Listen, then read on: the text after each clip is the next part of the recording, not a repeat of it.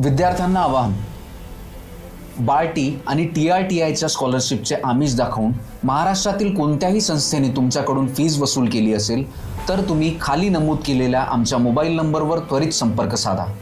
अशा अनैतिक संस्थांवर तातडीने कारवाई व्हावी यासाठी आम्ही कटिबद्ध आहोत।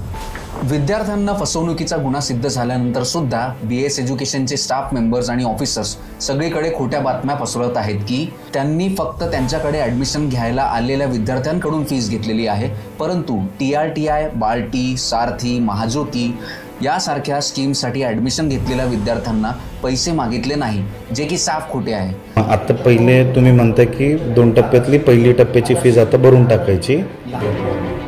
ही जी फीज आहे आणि ही जी तुमची स्कॉलरशिप राहते ती सरळ तुमच्या अकाउंट पे राहते। म्हणजे तुम्ही टाकणार आहे म्हणजे BS एज्युकेशन टाकेल का गव्हर्नमेंट टाकेल?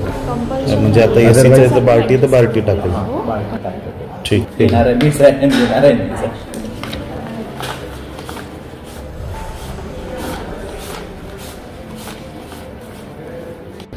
म्हणजे पण ते ज्यांना स्कॉलरशिप मिळेल त्यांनी प्रत्येकाने क्लास करणं कंपल्शन असेल ना? कंपल्शन नाहीये, अदरवाइज आपण ऍडजस्ट करून देत आहोत।